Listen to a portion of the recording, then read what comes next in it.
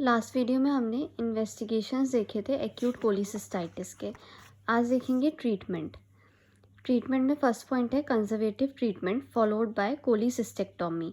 Basically they are two types of cholecystectomy. दो तरह की कोलिसिस्टेक्टोमी होती हैं। One is early cholecystectomy and other is selective cholecystectomy. Elective cholecystectomy is followed by many surgeons. Many patients are elderly, often diabetic and may be having cardiac comorbidity. Elective cholecystectomy बहुत surgeons करते हैं किन patients में जो Elder होते हैं और जो डायबिटिक होते हैं और जिनके साथ कोई कार्डियक डिसीज़ होती है. Also inflammation would have resulted in so called frozen और डिफ़िकल्ट कैलोट ट्राइंगल डिसेक्शन. अगर उस ऐसे पेशेंट्स में सर्जरी करी जाती है तो जो इन्फ्लेमेशन होता है वो क्या कॉज कर सकता है? Resulted in so-called frozen or difficult callot triangle dissection. During surgery, dissection may result in injuries to common bile duct, hepatic artery and portal vein.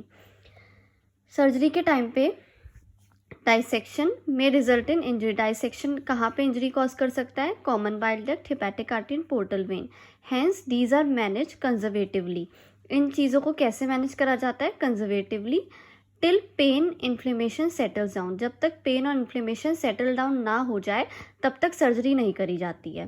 Principles of conservative treatment are given below. पहला क्या है? Admission. Second is aspiration with Ryle's tube. Aspiration of HCl decrease the stimulus to secretion of bile. Spasm of gallbladder may come down.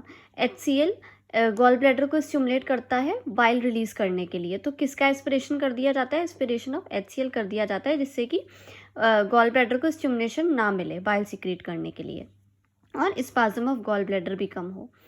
Anti spasmodic. Injection morphine 8 to 10 mg intramuscularly as analgesic along with injection atropine 0.6 mg to relieve spasm of sphincter of Oddi is given. Antibiotics. Broad spectrum antibiotics use होती हैं against gram positive and gram negative and anaerobic organism. Cefazolin, cefuroxime, एमिकाजिन.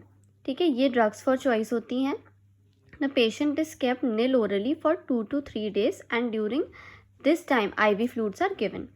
जब 2 से 3 दिन के बाद pen कम हो जाता है, pain comes down, sign of tenderness disappear and abdomen become soft, तब क्या करते हैं? राइली ट्यूब को रिमूव कर देते हैं. Clear oral fluid is given for 2 to 3 days. 2 से 3 दिन के लिए क्लियर ओरल फ्लूइड देते हैं followed by soft diet. After 6 weeks the patient is advise to undergo elective cholecystectomy. 6 week के बाद इलेक्टिव कोलिसिस्टेक्टोमी कर दी जाती है.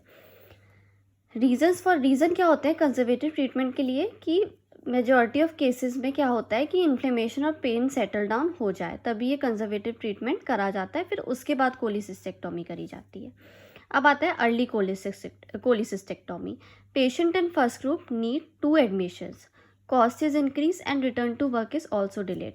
फर्स्ट ग्रुप में मतलब ये जो ट्रीटमेंट है conservative therapy followed by cholecystectomy, ये क्या है?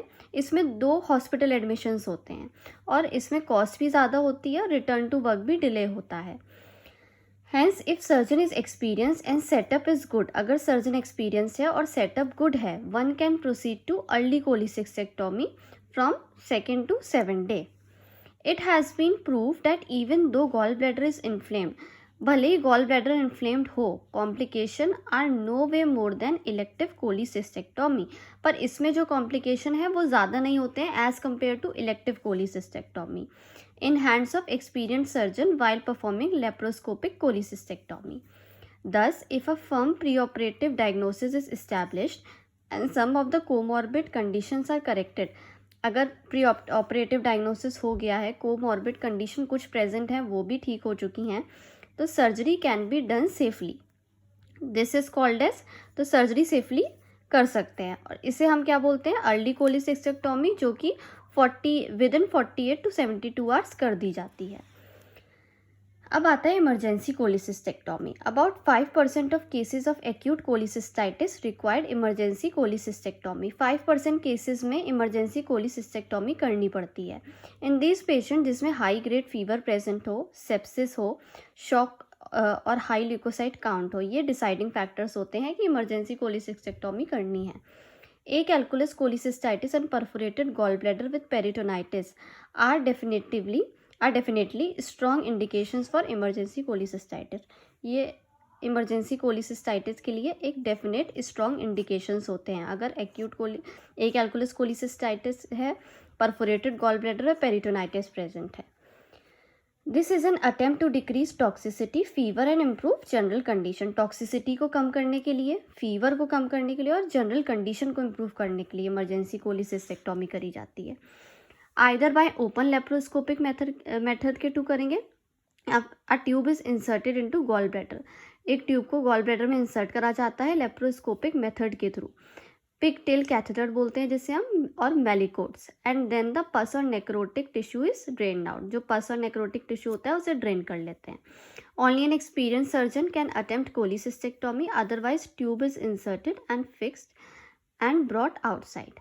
After 6 to 8 days later cholecystectomy is done, 6 से 8 दिन के बाद कोलिसिस्टेक्टोमी कर दी जाती है। प्रोग्नोसिस इसकी कैसी होती है?